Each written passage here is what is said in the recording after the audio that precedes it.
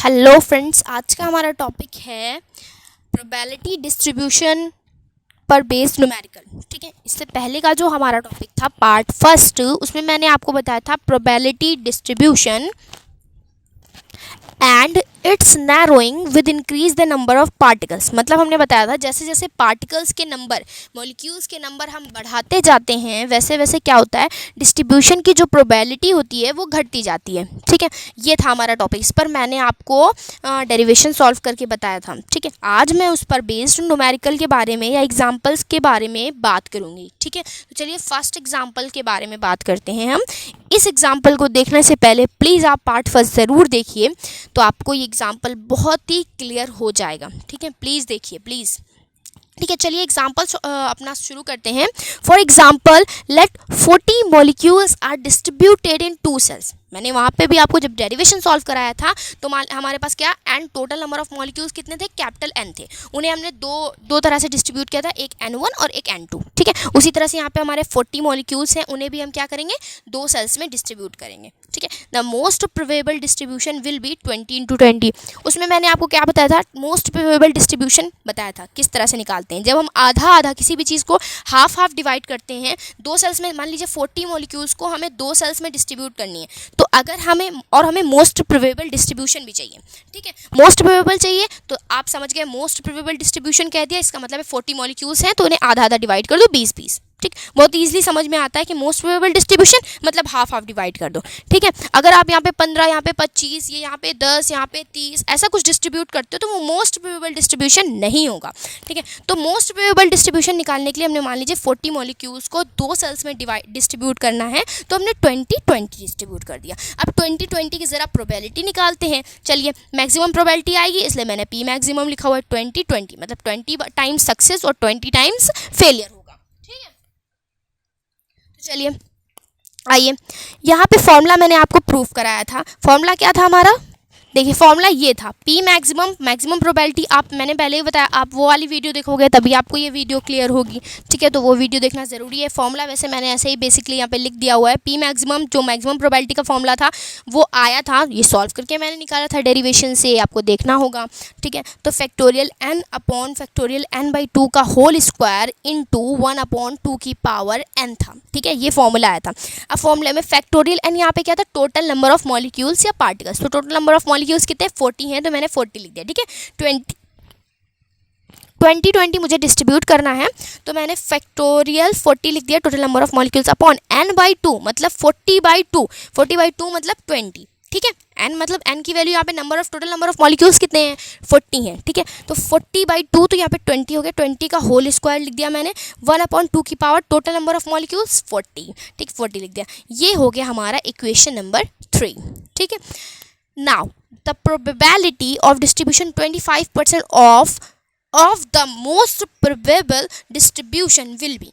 अब क्या है मोस्ट प्रोबेबल डिस्ट्रीब्यूशन, ये जो हमारा मोस्ट प्रोबेबल डिस्ट्रीब्यूशन था, इसमें अगर हम ऐसा करें कि 25% ऑफ कर दें, मतलब मान लो जो यहाँ से 25% ऑफ मैंने कर दिया तो कितना बचेगा, 25% इसमें कितना होगा, 5। तो 5 निकाल के आप इधर कर दीजिए, यहाँ 25 यहाँ 15, मतलब आप ऐसे डिस्ट्रीब्यूट करिए कि यहाँ मतलब सक्सेस की प्रोबेबिलिटी 15 हो और फेलियर की जो प्रोबेबिलिटी हो जाए, फेलियर के जो चांसेस हो जाए आने के, ट्रायल नंबर ऑफ ट्रायल्स हो जाएं वो हो जाएं 25। मतलब यहाँ 15 और यहाँ 25, तो ये मोस्ट प्रोबेबल डिस्ट्रीब्यूशन तो कहीं से नहीं रह गया, क्योंकि हाफ ऑफ डिस्ट्रीब्यूशन तो है ही नहीं। तो ठीक है, तो यहाँ पे 15 और यहाँ पे 25 मतलब ऑफ कर दिया जाए अगर 25% इसमें से, तो हम प्रोबेबिलिटी निकालें तो देखिए कितनी होगी। मतलब मेरा बताने का क्या मुद्दा है कि आप जैसे जैसे मतलब कुछ भी अगर थोड़ा भी हाफ ऑफ डिस्ट्रीब्यूट ना करते हैं, मतलब नहीं करें हाफ ऑफ डिस्ट्रीब्यूट, तो आपकी जो प्रोबेबिलिटी होती है, प्रोबेबिलिटी डिस्ट्रीब्यूशन की जो प्रोबेबिलिटी आती है वो देखिए कितनी घट जाएगी। मॉलिक्यूल्स 40 ही हैं, मगर बस हमने क्या किया हुआ है, 15 यहाँ पे कर दिया और 25 यहाँ पे कर दिया है। मतलब सक्सेस की जो प्रोबेबिलिटी है, सक्सेस के जो ट्रायल्स हैं वो हमने 15 टाइम्स कर दिए और जो फेलियर के ट्रायल्स हैं वो हमने 25 टाइम्स कर दिए हैं। ठीक है, हाफ हाफ नहीं डिस्ट्रीब्यूट किया है। ठीक है, देखिए प्रोबेबिलिटी निकाली मैंने 15 टाइम्स हेड आने की मान लीजिए और 25 टाइम्स क्या आने की, टेल आने की, 25 टाइम्स टेल आने की प्रोबेबिलिटी अगर मैं निकालूँ तो देखिए क्या होगा। वही फॉर्मूला अप्लाई किया, factorial n total number of molecules यहाँ पे कितने हैं, total number of molecules change नहीं होंगे, वो 40 थे, 40 हैं और 40 ही रहेंगे, ठीक है। तो यहाँ पे हो गया टोटल नंबर ऑफ मॉलिक्यूल्स हमारे 40 अपॉन फैक्टोरियल n/2, ठीक है, फैक्टोरियल n/2 का होल स्क्वायर। लेकिन जो n/2 का होल स्क्वायर वाला फॉर्मूला आया था वो तो हमारा मोस्ट प्रोबेबल डिस्ट्रीब्यूशन के लिए था, यहाँ पे हमारा मोस्ट प्रोबेबल डिस्ट्रीब्यूशन तो है नहीं, ठीक है। तो हम इसे सिंपली फॉर्मूले से सॉल्व करेंगे, जो मैंने आपको बताया था बाइनोमियल थ्योरम ऑफ प्रोबेबिलिटी। जब मैंने आपको बाइनोमियल थ्योरम ऑफ प्रोबेबिलिटी बताई थी तो उसमें मैंने डिस्ट्रीब्यूशन का जो फॉर्मूला बताया था उससे सॉल्व करेंगे, ठीक है। तो देखिए बाइनोमियल थ्योरम में मैंने कौन सा फॉर्मूला बताया था आपको, बाइनोमियल थ्योरम में मैंने फॉर्मूला बताया था probability of R success N minus R failure. Total number of trials कितने हैं यहाँ पे, टोटल नंबर ऑफ ट्रायल्स वो हैं n, ठीक है। आर सक्सेस और n माइनस आर फेलियर की प्रोबेबिलिटी के लिए फॉर्मूला बताता है NCR p की पावर r q की पावर n माइनस r, ठीक है। ये मैंने फॉर्मूला बताया था आपको, ठीक है, ये फॉर्मूला बताया था मैंने आपको। तो यहाँ पे मैंने इसी फॉर्मूले के जरिए मोस्ट प्रोबेबल डिस्ट्रीब्यूशन के लिए फॉर्मूला निकाला था, ठीक है। अगर आपको निकालना है मोस्ट प्रोबेबल डिस्ट्रीब्यूशन जिसे मैंने आगे निकलवाया अभी आपको, तो आप इस तरह भी निकाल सकते हो। मतलब टोटल नंबर ऑफ ट्रायल्स तो आपके पास कैपिटल N है, मतलब 40 है, यहाँ पे 40 दिया हुआ है कैपिटल N की वैल्यू, ठीक है। तो आप इस फॉर्मूले से भी निकाल सकते हो। मैंने ये जो आपको अभी बताया दूसरा फॉर्मूला, कौन सा फॉर्मूला, फैक्टोरियल n अपॉन ये मैक्सिमम प्रोबेबिलिटी निकालने का, factorial n upon factorial n/2 का होल स्क्वायर इंटू 1/2 की पावर n, ये फॉर्मूला बताया मैंने अभी आपको। तो देखिए ये फॉर्मूला बताया मैंने अभी आपको, तो ये फॉर्मूला भी आप लिख सकते हो और इस फॉर्मूले के ज़रिए भी आप क्या कर सकते हो, आप निकाल सकते हो probability distribution, most probable distribution, least probable. मेरा तो बस यही कहना है कि आप ये फॉर्मूले को भूल जाओ, ठीक है। डेरिवेशन में अगर आप देखते हो डेरिवेशन तो ठीक है, अगर नहीं देखते हो तो आप इस फॉर्मूले से भी मोस्ट प्रोबेबल डिस्ट्रीब्यूशन हो, किसी भी तरह का डिस्ट्रीब्यूशन हो, आप इस फॉर्मूले से निकाल सकते हो, ठीक है। तो चलो अभी हम निकालते हैं, हमारा क्या निकालनी है, हमको इस बात की प्रोबेबिलिटी निकालनी है कि 15 बार हेड आए और 25 बार क्या आ जाए, हमारा टेल आए, ठीक है। तो देखो यहाँ पे टोटल नंबर ऑफ ट्रायल्स हमको लिखने हैं, तो टोटल नंबर कितने हैं, 40 हैं, वो तो चेंज होंगे नहीं। सी आर की वैल्यू कितना है, जितने टाइम सक्सेस हुआ 15 टाइम्स, तो यहाँ हमने 15 लिख दिया। पी की वैल्यू 1/2 रखेंगे, आर की वैल्यू, ये आर की वैल्यू है और ये n माइनस आर की है, ठीक है। ये फेलियर मतलब n माइनस आर, ये आर मतलब सक्सेस, ठीक है। तो यहाँ आ जाएगा 15 और यहाँ क्यू की वैल्यू भी 1/2 होती है, यहाँ आ जाएगा 25। तो ये हो जाएगा, आप इसे सॉल्व करो, ठीक है। Factorial 14 upon factorial 15 upon factorial 40 minus 15, 1/2 base same है, पावर ऐड हो जाएगी, ये हो जाएगा 40, ठीक है। तो ये हो गया हमारा, ये हो गया हमारा इतना, ठीक। अब देखिए आप इसको और सॉल्व कर लें अगर, तो ये आ जाएगा फैक्टोरियल 40 अपॉन फैक्टोरियल 15, 40 माइनस 15 मतलब 25, 1/2 की पावर 40। तो इतना आ जाएगा ये हमारे प्रोबेबिलिटी 15 और 25। अगर हम इस तरह से डिस्ट्रीब्यूट करें तो उसकी प्रोबेबिलिटी ये हो जाएगी, ठीक। तो देखिए यहाँ पे मैंने लिखा हुआ है उसी तरह से, देखिए तो फैक्टोरियल 40 अपॉन फैक्टोरियल 15 इंटू 25, 1/2 की पावर 40, यही सेम चीज़ आ गई जो मैंने अभी आपको करके दिखाया। तो ये हो गया 15 इंटू 25 आने की प्रोबेबिलिटी, ठीक है। यहाँ पे मैंने थोड़ा डायरेक्ट लिखा हुआ है आपको ताकि ईजिली आप और समझ सकें, फिर भी मैंने करके बता दिया हुआ है, ठीक है। तो अब देखिए ये आ गई आपका मोस्ट प्रोबेबल डिस्ट्रीब्यूशन भी आ गया और आपका ये प्रोबेबिलिटी भी आ गई। इस तरह से अगर आप डिस्ट्रीब्यूट करते हो तो ठीक, तो आप इसको मतलब इक्वेशन नंबर 4 और इक्वेशन नंबर 3 को डिवाइड कर लो, ठीक है। 4 से 3 को जब हमने डिवाइड किया तो देखिए जब डिवाइड किया तो P15 इंटू 25 आने की प्रोबेबिलिटी ये थी हमारी, देखिए। तो चलो देखते हैं, देखिए इसकी वैल्यू कितनी आई, ये आई है, ठीक है। तो यहाँ पे रख लो पूरी वैल्यू 40 अपॉन फैक्टोरियल 50। अभी आप ये मत समझो, आपके पास ये नहीं है, ठीक है। आप वैल्यू रख लो P15 25 की और P मैक्सिमम 20 इंटू 20 की, ठीक है। तो फैक्टोरियल 40 अपॉन फैक्टोरियल 15 25 1/2 की पावर 40, ठीक है, इंटू और लगाओ P मैक्सिमम 20 इंटू 20 की वैल्यू रखोगे आप, जब 20 इंटू 20 की वैल्यू मैंने क्या निकाली थी, फैक्टोरियल 40 अपॉन फैक्टोरियल 20 का होल स्क्वायर इंटू, जगह नहीं है इसलिए मैं ऐसे लिख दे रही हूँ 1/2 की पावर 40, ठीक है। 1/2 की पावर 40, ये 40 लिखा हुआ है, ठीक है। देखिए 1/2 की पावर 40, 1/2 की पावर 40 कैंसिल हो गया, ठीक है। ये फैक्टोरियल 40 कैंसिल हो गया, ठीक है। ये फैक्टोरियल 20 20 का होल स्क्वायर ऊपर आ जाएगा, ठीक है, ऊपर आ जाएगा, और ये फैक्टोरियल 15 और फैक्टोरियल 25 क्या हो जाएगा, नीचे ही बचेगा, बाकी तो सारा सब कुछ कट गया। तो वही चीज़ ये लिखी हुई है, डायरेक्ट मैंने लिख दी हुई है। आपको समझ में आ रहा है ना?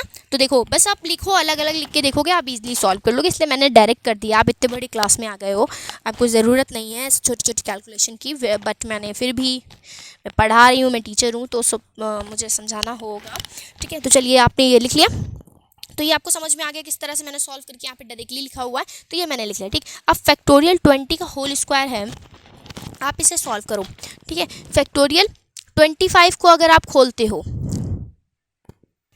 देखो फैक्टोरियल 20 का होल स्क्वायर है, मतलब ये 2 टाइम्स लिखा हुआ है, ठीक है। फैक्टोरियल 20 इंटू फैक्टोरियल 20, नीचे क्या है, फैक्टोरियल 15 इंटू फैक्टोरियल 25। अगर आप 25 को खोलो तो कैसे खोलते हो, फैक्टोरियल के अंदर कोई भी चीज़ होती है तो आप माइनस कर करके 1 माइनस होता रहता है। जैसे 25 लिखा, फिर 1 माइनस 24 आएगा, फिर 23 आएगा, फिर 22 आएगा, 21, ऐसे आता जाएगा, ठीक है। 21 के बाद जो आएगा क्या बचेगा, फैक्टोरियल में 20 बचेगा। अगर आप और भी खोलना चाहते हो तो जैसे 20 लिखो, फिर 19, फिर 18, ऐसे लगातार खोल सकते हो, ठीक है। आपको फैक्टोरियल आना चाहिए, ठीक। तो आपने क्या किया, 21 तक खोल लिया, और यहाँ पे बच गया फैक्टोरियल 20, ठीक है। ये 25 का इतना बच गया, फैक्टोरियल 20, एक फैक्टोरियल 20 ऊपर वाले एक फैक्टोरियल 20 से कैंसिल हो गया, ठीक।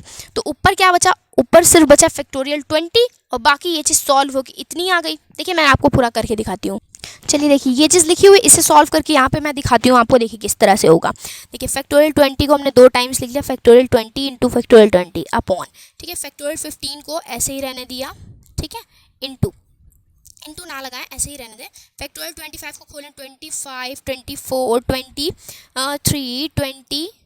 22 इंटू 21, अब क्या बचेगा, फैक्टोरियल 20, ठीक है। 20 क्योंकि हमें ऊपर भी 20 तो नीचे हम 20 ले आए, इसको सॉल्व करके हम ले आए, फैक्टोरियल 20 से फैक्टोरियल 20 कैंसिल हो गया, ठीक है। तो क्या बचा, तो फैक्टोरियल ये कैंसिल हो गया, अब इतना पोर्शन बचा हमारे पास, ठीक है।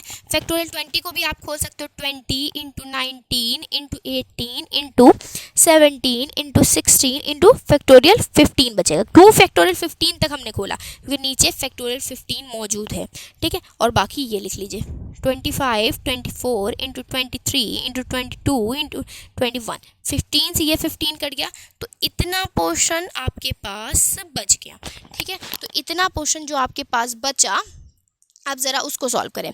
तो बस देखिए यही चीज़ हमने क्या लिखी हुई, यहाँ पे लिखी हुई है, ये देखिए 16, मैंने उल्टा लिख दिया यहाँ पे, 16, 17, 18, 19, 20, 16, 17, 18, 19, 20, ठीक है। नीचे ये पोर्शन लिखा हुआ है, ये लिखा हुआ है, ठीक है। तो ये चीज़ इतना बच गया आपके पास, वही चीज़ मैंने लिखी हुई है, ठीक। तो चलिए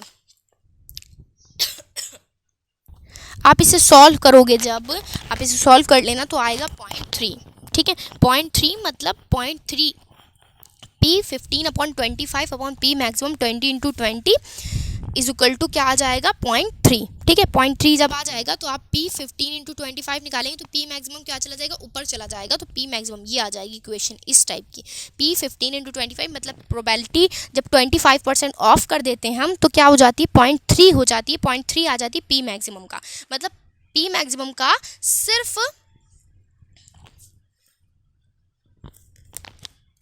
देखिए P मैक्सिमम का सिर्फ की सिर्फ 0.3 का मल्टीप्लायर आया, मतलब 30%। अगर आप 0 हटा दें, पॉइंट हटा दें तो कितना आ जाएगा, 30% आ जाएगा, ठीक है। परसेंटेज में अगर आप निकाल लें तो क्या करेंगे, परसेंटेज में निकालने के 100 से मल्टीप्लाई करके आप 0.3 में क्या परसेंटेज में निकाल लेंगे तो 30% ऑफ P मैक्सिमम, मतलब जो प्रोबेबिलिटी अब आएगी, मतलब इसकी जो प्रोबेबिलिटी होगी वो मैक्सिमम प्रोबेबिलिटी का सिर्फ 30% बचेगी। तो ये क्या शो कर रहा है, मतलब जैसे मतलब अगर हाफ ऑफ डिस्ट्रीब्यूट करते हो तो वो मोस्ट प्रोबेबल डिस्ट्रीब्यूशन होगा, उसकी प्रोबेबिलिटी मैक्सिमम आएगी। बट अगर आप ऐसे कर देते हो, मतलब 25% ऑफ, 20% ऑफ या 50% ऑफ, 40% ऑफ ऐसे करते हो तो क्या होता है, अगर आप थोड़ा भी इधर उधर करते हो तो जो प्रोबेबिलिटी हो जाती है, प्रोबेबिलिटी आती है वो क्या हो जाती है, नैरो हो जाती है, घट जाती है, ठीक है। तो ये नैरो हो गई, घट गई, और 30% ही बची, केवल 30% बची मैक्सिमम का, मैक्सिमम प्रोबेबिलिटी का केवल 30% बची, ठीक। तो चलिए इसी तरह से हम दूसरा एग्जांपल लेते हैं। अभी तो हमने लिए 40 मॉलिक्यूल्स, ठीक है। अगर हम 400 मॉलिक्यूल्स ले लें, मतलब नंबर ऑफ मॉलिक्यूल्स बढ़ा दें, मैंने हेडिंग में क्या बताया था, जैसे जैसे नंबर ऑफ मॉलिक्यूल्स बढ़ते हैं वैसे वैसे प्रोबेबिलिटी डिस्ट्रीब्यूशन घटता जाता है। अब देखेंगे कैसे घटता जाता है, ठीक है। ये तो आपने देख लिया कि मैक्सिमम प्रोबेबिलिटी ज़्यादा होती है, और अगर हम कुछ भी थोड़ा भी इधर उधर करते हैं तो वो घट जाती है हमारी। ठीक, एक तो चीज़ ये देख ली आपने। दूसरी चीज़ देखिए, नंबर ऑफ़ पार्टिकल्स बढ़ाने से क्या फ़र्क पड़ता है। चलिए अब दूसरे एग्जांपल पे चलते हैं। अगर मान लीजिए now the identical particles are considered 400, मान लीजिए हमने जो आइडेंटिकल पार्टिकल्स कंसीडर किए हैं या मॉलिक्यूल्स को कंसीडर किया हुआ है वो 400 है। ठीक है, मॉलिक्यूल्स कितने हैं, 400 मॉलिक्यूल्स हैं। The most probable distribution will be, तो अब हम मोस्ट प्रोबेबल डिस्ट्रीब्यूशन अगर 400 पार्टिकल्स के लिए निकालते हैं, बहुत ईजी है, 200 डिवाइड कर दो, हाफ हाफ डिवाइड कर दो। ठीक है, प्रोबेबिलिटी आपने निकाला, फॉर्मूला क्या बताया था मैंने जब मोस्ट प्रोबेबल डिस्ट्रीब्यूशन के लिए फॉर्मूला फैक्टोरियल n मतलब total number of molecules 400 upon factorial n by 2 मतलब 400 बाई 2 मतलब 200 का होल स्क्वायर इंटू 1 अपॉन 2 की power n, capital N, total number of molecules. यहाँ पे टोटल नंबर ऑफ मॉलिक्यूल्स कितने, 400, ये लिख दिया। ठीक है, तो ये आ गया हमारा मैक्सिमम प्रोबेबिलिटी, इक्वेशन नंबर 5 मान लिया। ठीक है, अब हमने क्या किया था, फिर हमने 25% ऑफ कर दिया था। इसमें से मान लीजिए 25% ऑफ करेंगे तो इसका 25% होता है 50 आके यहाँ पे लग गया, तो यहाँ बचा 150 और कॉमा यहाँ पे हो गया 250। ठीक है, मतलब 25% ऑफ कर दिया जैसे मैंने पहले किया हुआ था। ठीक है, the probability distribution of 25% of to that of most probable distribution. Most probable distribution में से मैंने 25% ऑफ करा तो बना 150 कॉमा 250, मतलब 150 टाइम सक्सेस और 250 टाइम फेलियर। ओके, तो चलिए इसको सॉल्व करते हैं। तो इसको किस फॉर्मूले से सॉल्व करेंगे, सिंपल फॉर्मूले से सॉल्व करेंगे, जैसे मैंने आपको बाइनोमियल थ्योरम ऑफ प्रोबेबिलिटी में बताया हुआ था। फैक्टोरियल क्या बना था फॉर्मूला हमारा, एनसीआर को यहाँ पे खोल दिया गया है। ठीक है, चलिए मैं फिर भी इसकी कैलकुलेशन आपको फिर से करके बता दूँ।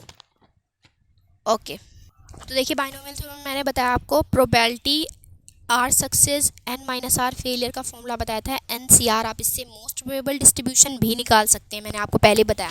मतलब मोस्ट प्रोबेबल डिस्ट्रीब्यूशन के लिए मैंने एक फॉर्मूला सॉल्व करा के आपको दे दिया है, मतलब factorial n upon factorial n by 2 का होल स्क्वायर इंटू 1 अपॉन 2 की पावर n। बट आप इस फॉर्मूले का यूज़ करके भी कर सकते हैं, मतलब जैसे आप सोचें कि एक ही फॉर्मूला याद करें तो ये ईजिली कर सकते हैं। ठीक है, p की पावर p की पावर r, q की पावर 1 n माइनस r। ठीक है, चलिए अभी हमें क्या निकालना है, 150 टाइम्स सक्सेस और 250 टाइम्स फेलियर, इस तरह से। तो टोटल नंबर ऑफ ट्रायल्स, ये टोटल नंबर ऑफ मॉलिक्यूल्स तो 400 है। सी आर की वैल्यू ये दे रखी है और ये n माइनस आर की वैल्यू। ठीक, तो आर की वैल्यू है 150, पी की वैल्यू मैंने बताया 1/2 रखते हैं, यहाँ पे आ जाएगा 150, 1/2 रखते हैं, क्यू की वैल्यू भी यहाँ पे आ जाएगा 250। ठीक है, तो ये हो जाएगा। आप इसे ज़रा सॉल्व करें तो आ जाएगा 400 सी 150 को सॉल्व कर रहे हैं upon factorial 150 factorial 400 minus 150, power base same है, पावर ऐड हो जाएंगी, ये आ जाएगा 400। ठीक है, तो कितना आ गया हमारा, ये आ गया हमारा। ठीक, तो ये देखिए यही सेम चीज़ मैंने क्या है यहाँ पे लिखी हुई है, और ये देखिए इक्वेशन नंबर 6 में। ठीक है, इक्वेशन है 400 अपॉन 150 इंटू 250। देखिए वही चीज़ मैंने लिखी हुई है, 400 अपॉन 150 इंटू 250 इंटू 1/2 की पावर 400। ओके, तो आपने सेम चीज़ देखी, वही चीज़ मैंने कैलकुलेट करके आपको दिखाई किस तरह से मैंने कैलकुलेट की है। ठीक है, फिर भी मैं बता देती हूँ, मुझे पता है आप लोग होशियार हो, आप लोग कर लोगे, बट फिर भी। ठीक है, तो चलिए इक्वेशन नंबर 6 बन गई। ठीक, जैसे मैंने पहले निकाला था सेम वैसे ही निकाल लें, वो बस 40 मॉलिक्यूल्स थे और यहाँ पे क्या है 400 मॉलिक्यूल्स है। मैंने नंबर ऑफ मॉलिक्यूल्स क्या कर दिया, इंक्रीज़ कर दिया है। तो देखेंगे क्या होता है नंबर ऑफ मॉलिक्यूल्स को इंक्रीज़ करने पर। यहाँ इससे पहले मैंने लिया था 40 और अब 400 मॉलिक्यूल्स। ठीक है, तो 400 मॉलिक्यूल्स से मैक्सिमम प्रोबेबिलिटी निकाली और फिर अगर 25% ऑफ कर दिया जाए तो ये प्रोबेबिलिटी निकल आई। ठीक, अब इस प्रोबेबिलिटी मतलब इक्वेशन नंबर 6 से इक्वेशन नंबर 5 को डिवाइड कर देते हैं। ठीक है, देखिए डिवाइड कर दिया, सेम वैसे ही डिवाइड किया, इतना पोर्शन आ गया हमारे पास। ठीक है, इतना पोर्शन आ गया। देखिए फिर भी मैं आपको डिवाइड करके बताती हूँ कैसे इतना पोर्शन आया और किस तरह से सॉल्व करने पर 10 की पावर -5 आया। तो चलिए डिवाइड करना शुरू करते हैं। P 150 इक्वेशन नंबर 6 को जब डिवाइड करते हैं P मैक्सिमम 200 से। ठीक है, तो P 150 इंटू 250 का वैल्यू कितनी आई थी हमारी, चलिए देखते हैं। वैल्यू जो आई थी हमारी वो कुछ ये थी। ठीक है, ये वैल्यू थी हमारी, तो इसे लिख लेते हैं 400 अपॉन 150 फैक्टोरियल 400 माइनस 150 कितना हो गया 250 1/2^400, ठीक है। अपॉन, ये जो अपॉन लगाया ये मैंने यहाँ पे लगाया हुआ है। अब P मैक्सिमम 200 की वैल्यू कितनी आई हुई थी, देख लेते हैं एक बार कितनी आई हुई थी। ये आई थी हमारी, क्या आई थी, 400/200 का होल स्क्वायर 1/2^400, ठीक है। तो वही चीज़ मैं क्या करूँगी, यहाँ पे लिखूँगी, फैक्टोरियल 400/200 का होल स्क्वायर 1/2^400। 1/2^400 से 1/2^400 कैंसिल, 400 से 400 कैंसिल, ठीक है। ये नीचे है, ये कहाँ जाएगा, ऊपर चला जाएगा सबसे, ठीक है। ये यहीं पे रहेगा इसी पोजीशन पे, तो आ जाएगा फैक्टोरियल 200 का whole square upon factorial 150 factorial 250, ठीक। तो ये चीज़ आ गई आपको। अब इसको आपको सॉल्व करना है, जैसे मैंने पहले सॉल्व किया था, फैक्टोरियल 20 का स्क्वायर आया था, यहाँ पे फैक्टोरियल 15, यहाँ पे फैक्टोरियल 25 आया था, ठीक है। तो उसे मैंने जिस तरह सॉल्व किया था आप उसी तरह से इसे भी सॉल्व करेंगे। इसे लिख लें फैक्टोरियल 200 अपॉन फैक्टोरियल 150, ऐसे ही रहने दें। फैक्टोरियल 250 को आप कैसे लिख सकते हैं, 250 का आप पोर्शन जब बाहर निकालेंगे, जब आप 250 को सॉल्व करेंगे तो मतलब जैसे मैंने निकाला था 25 छोटा था, तो मैंने 25 × 24 × 23 × 22 करके निकाल लिया, ठीक है। बट यहाँ पे क्या है, जो 250 है हमारा वो काफ़ी बड़ा है, ठीक है। तो ये काफ़ी बड़ा है, तो इसे सॉल्व करने के लिए हमें थोड़ी प्रॉब्लम फेस करनी पड़ेगी, ठीक है। तो हम इसे सॉल्व अगर ना करें, आप कैलकुलेट कर सकते हो कैलकुलेटर से, वैसे आपको कैलकुलेशन तो करना नहीं होगा पेपर में, तो आप ऐसे भी कर सकते हो। अगर आप इसको सॉल्व करोगे ना पूरा, तो इसको जब आप सॉल्व करोगे पूरे को तो आएगा 10⁻⁻5, ठीक है। इसे पूरे को सॉल्व करके आएगा 10⁻⁻5। चलिए देखिए 10⁻⁻5 आएगा, आप इसे सॉल्व करोगे, ठीक है। तो आप इसे सॉल्व करके देख भी सकते हो, यही आएगा 10⁻5 अप्रॉक्स, ठीक। तो ये आ जाएगी हमारी 10⁻5 वैल्यू, ठीक है। तो ये आ जाएगा 10⁻⁻5 आया, तो उसको हम लिख सकते हैं 0 पॉइंट, मतलब 1/10�5, ठीक है। 1/10�5 मतलब ऊपर कितने के बाद 5 से पहले पॉइंट लगेगा, ठीक है। आप अगर सॉल्व करके देखना चाहो तो कर सकते हो। अगर मान लीजिए ये लिखा हुआ है 10⁻⁻5 आया हुआ है, ठीक है, तो इसे 1/10⁻5 लिख सकते हैं, ठीक है। तो 1/10⁻5 को अगर सॉल्व करेंगे तो ये आ जाएगा हमारा, ऊपर 1 है तो 5 से पहले 0 लगेगा, 1 1 2 3 4, ये इतना आ जाएगा, ठीक। वही चीज़ देखिए मैंने यहाँ पे लिखी हुई है, ठीक है। तो वही चीज़ जब मैंने यहाँ पे लिखी हुई है तो ये आ जाएगा। तो these result indicates that the probability distribution becomes narrow on increasing the number of particles. देखिए पहले भी मतलब ये क्या कह रहा है, नैरो हो जाती है डिस्ट्रीब्यूशन, जो होती है प्रोबेबिलिटी का जो डिस्ट्रीब्यूशन हो जाता है वो नैरो हो जाता है। क्यों, ज़रा देखिए क्यों हो जाता है। मैंने इससे पहले लिए थे 40 मॉलिक्यूल्स, ठीक है। इससे पहले मैंने कितने मॉलिक्यूल्स लिए थे, 40 मॉलिक्यूल्स। फर्स्ट एग्जांपल में मैंने 40 मॉलिक्यूल्स लिए थे, ठीक है। सेकंड एग्जांपल में मैंने 400 मॉलिक्यूल्स लिए, ठीक है। जब मैंने 40 मॉलिक्यूल्स लिए थे तो देखिए क्या हुआ था। 40 मॉलिक्यूल्स लेने में जो हमारी प्रोबेबिलिटी आई थी, मतलब जो प्रोबेबिलिटी क्या थी, 15,25 की जो प्रोबेबिलिटी आई थी वो मैक्सिमम प्रोबेबिलिटी का कितना % आई थी, मैक्सिमम प्रोबेबिलिटी का आया था 30%, ठीक है। 30% आया था, ठीक है। जब पार्टिकल्स हमारे टोटल नंबर ऑफ पार्टिकल्स 40 थे। अब जब हमने 400 टोटल नंबर ऑफ पार्टिकल्स 400 लिए तो probability of 150,250 is equal to maximum probability का कितना आई, मैक्सिमम प्रोबेबिलिटी का 0.00001, इतना % आई हमारी मैक्सिमम प्रोबेबिलिटी, ठीक है। तो इतना देखिए यहाँ पे हमने पॉइंट में वैल्यू लिखी, तो ऊपर भी पॉइंट में लिख लीजिए। पी मैक्सिमम कितना आया था, पी मैक्सिमम आया था 0.3, ठीक है, इंटू 0.3 पी मैक्सिमम का कितना पार्ट आया था 0.3, जबकि अब कितना आया 0.00001, इतना मतलब इतने टाइम 0 और बढ़ गया, मतलब प्रोबेबिलिटी और घट गई, कितना छोटा नंबर हो गया आप देख सकते हो, ठीक है। तो ये हम बताना चाहते हैं कि जैसे जैसे आप नंबर ऑफ पार्टिकल्स, सेम वही प्रोसेस किया था। पहले मैंने क्या किया, मैक्सिमम प्रोबेबिलिटी निकाली दोनों में, ठीक है, फिर 25% ऑफ किया दोनों में, ठीक है। बट अगर आप देखते हो तो सिर्फ नंबर ऑफ पार्टिकल्स के वजह से क्या हुआ कि जो प्रोबेबिलिटी आई, प्रोबेबिलिटी का मतलब जो कमी हो गई प्रोबेबिलिटी में, मतलब वो देखिए कितनी हो गई। यहाँ पे 0.3 आ रही थी पी मैक्सिमम का, यहाँ पे 0.00001 आ रही है, ठीक है। तो अगर आप नंबर ऑफ पार्टिकल्स जैसे कर लेते हो 4000 कर लेते हो, और हो जाएगी जो नंबर ऑफ मतलब प्रोबेबिलिटी जो हो जाएगी और रिड्यूस हो जाएगी और नैरो हो जाएगी डिस्ट्रीब्यूशन की प्रोबेबिलिटी, ठीक है। 4000 ना करके 4 लाख कर लेते हो तो और घट जाएगी, ठीक है। तो लगातार क्या हो जाएगी, घटती जाएगी। आपकी प्रोबेबिलिटी का जो डिस्ट्रीब्यूशन होगा नंबर ऑफ पार्टिकल्स के साथ क्या हो जाएगा, रिड्यूस होता जाएगा। तो बस मेरे इस डेरिवेशन का यही मतलब था, यही हेडिंग का मेरी मतलब था और ये आपको प्रूव होके दिख गया। ठीक है, तो आई होप आपको पूरा समझ में आया कि probability distribution and it's narrowing with increasing the number of particles, particles के बढ़ने के साथ किस तरह से हमारी प्रोबेबिलिटी का डिस्ट्रीब्यूशन नैरो हो रहा है, घट रहा है, ये आपको समझ में आ गया होगा। ठीक है, अगर आपको मेरी वीडियो पसंद आए तो प्लीज़ मेरे चैनल को सब्सक्राइब कर लें, लाइक करें मेरी वीडियो को, शेयर करें, कमेंट करें। Thank you for watching.